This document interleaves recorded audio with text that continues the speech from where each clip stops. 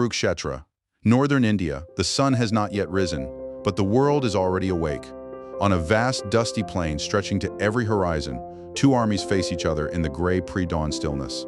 18 akshauhinis of soldiers, war elephants, cavalry, chariots arranged in formations, so vast, the edges disappear into morning mist. The combined breath of hundreds of thousands of warriors rises in the cold air, like smoke from a fire that has not yet been lit. Every man on this field knows that before this day ends, most of them will be dead. In the space between the two armies, in the silence between two worlds, a single chariot stands alone. It is pulled by 4 white horses. It carries a golden warrior and his charioteer. The warrior's name is Arjuna. He is the greatest archer alive. He has never lost a battle. He has never put down his bow out of fear. But today, looking at the faces of his teachers, his cousins, his uncles, his friends, arranged against him in the enemy formation, something inside him breaks completely. His hands tremble. His Gandiva bow slips. He collapses into his chariot seat and tells his charioteer, "I will not fight." His charioteer turns to face him. And what happens next is not a general encouraging his soldier. It is not a friend consoling a friend. What happens next is the most extraordinary conversation in all of human history. Because the charioteer who now begins to speak is not a man. And over the course of the next 18 chapters, he will prove it 8 times. Proof 1. The declaration of divine origin. Bhagavad Gita, chapter 10, verse 8. Ham sarvasya prabhavo mata sarvam pravartate. I am the source of all spiritual and material worlds. Everything emanates from me. This is not a claim of enlightenment. This is not the statement of a man who has realized God. This is the statement of the source itself, speaking through a human form on a dusty battlefield to a man who is falling apart. Krishna does not say he represents God. He does not say he speaks for God. He says, I am where everything comes from. Every star, every soul, every thought you have ever had, every moment of beauty you have ever witnessed, all of it from me. Proof 2, memory across infinite time. Bhagavad Gita, chapter 4, verses 1 to 6. Arjuna asks a reasonable question, a rational question. You are my contemporary. You were born in this age. So how could you have taught this knowledge to Vivasvan, the sun god at the beginning of creation, thousands of years before this moment? Krishna's answer stops everything. Veda sarvani, natvam vetha parantapa. Many births have passed for both you and me. I remember all of them. You do not. I have complete memory of every existence I have ever taken across the entire history of creation. You have existed across many lifetimes too, Arjuna, but you cannot remember them because you are bound by the limitations of material consciousness. I am not bound because I am not material. Proof 3. The power of descent. Bhagavad Gita, chapter 4, verses 7 and 8. Yada yada hai dharmasya glanir bhavati parata, abhutanam adharmasya, tadatmanam suryami aham. Whenever and wherever there is a decline in religious practice and a predominant rise of irreligion at that time, I descend myself to deliver the pious, to annihilate the miscreants, and to re-establish the principles of Dharma. I appear millennium after millennium. Only the source of Dharma has the authority to re-establish it. A human teacher can remind people of Dharma. A prophet can transmit the law. But only the being from whom Dharma originates has the inherent authority to descend, specifically to restore it. Proof 4. Knowledge of all hearts. Bhagavad Gita, chapter 7, verse 26. Vedaham samatitani vartamanani sharjuna, bhavisyani shabhutani mamtu vedana kashchana. O Arjuna, I know everything that has happened in the past, all that is happening in the present, and all things that are yet to come. I also know all living entities, but me, no one knows. Every living entity, not just every human being, every soul across every species, across every planet, across every dimension of existence, past, present, and future, simultaneously. Krishna knows each one, and then the second half of the verse, me, no one knows. Proof 5. The essence within all excellence.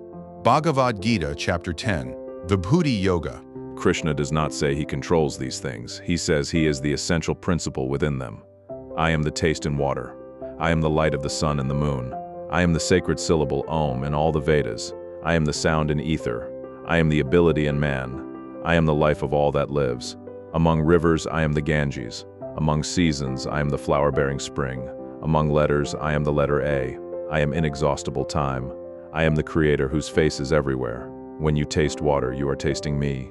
When you feel the warmth of fire, you are feeling me. When you experience the movement of your own mind, you're experiencing me. Proof 6. The granting of divine vision. Bhagavad Gita, chapter 11, verse 8.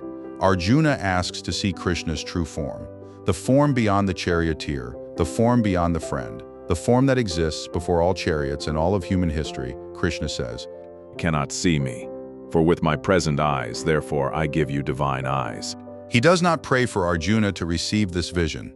He does not ask a higher power to grant it. He gives it directly from his own authority, as naturally as a man might hand another man a lamp. Proof 7. The Vishwaroopam, the cosmic universal form. What Arjuna sees next with his new divine eyes is the proof that ends all argument, a form of infinite mouths and infinite eyes, wearing celestial garlands and garments, blazing like 1,000 suns, all rising simultaneously. The entire universe, with its infinite diversity, its past, its present, and its future, contained within a single divine body. Arjuna's reaction is total collapse. The greatest warrior who has ever lived bows with his head touching the ground, joins his trembling palms, and speaks with a voice broken by awe. He names what he sees: Brahma on his lotus throne, all the sages and divine serpents, infinite forms in all directions, no beginning, no middle, no end. And then Arjuna begs for the familiar face to return, because even in the tradition that celebrates the personal form of God, the actual infinite is too much for the human being to hold, and Krishna returns to the familiar face, the friend, the charioteer, the infinite choosing intimacy, because love requires closeness. Proof 8. The personal guarantee of liberation. Bhagavad Gita, chapter 18, verse 65. After everything, after the cosmic form, after the philosophy, after 18 chapters of the most comprehensive spiritual teaching ever delivered, Krishna returns to his human face and says, Man mana bhava mad bhakto madhyaji mam namaskuru. Mam evasyasi satyam te pratijane priyosi me, always think of me. Become my devotee, worship me, bow down to me, so shall you come to me without fail. I promise you truly, for you are dear to me. No human teacher can make this promise, no saint, no sage, no prophet. The guarantee of liberation, the personal promise that a soul will reach its ultimate destination, can only come from the being who has absolute authority over the mechanism of existence and rebirth itself. The sun has fully risen over Kurukshetra. The two armies are still waiting. The conch shells will sound soon, and the greatest war in history will begin. But in this single chariot, in the space between two worlds, something has happened that no battlefield and no army and no passage of time will ever undo. A man asked a question, and the infinite answered it, not through a vision, not through a dream, not through the words of a messenger, or the pages of a text transmitted across generations. Face to face, charioteer to warrior, friend to friend. The God who descended, sitting beside the man who was falling apart and proving, 8 times in 8 different ways, through declaration and demonstration, through memory and vision, through promise, that the face looking back at Arjuna across the dust of Kurukshetra was not the face of a man. It was the face of everything. Wherever there is Krishna, there is victory. Jai Shri Krishna. Lord Krishna gave 8 proofs in the Bhagavad Gita that he is the Supreme Personality of Godhead. He also set a benchmark. If anyone claims to be the Supreme God, they must provide similar proof and demonstrate the same divine qualities and authority.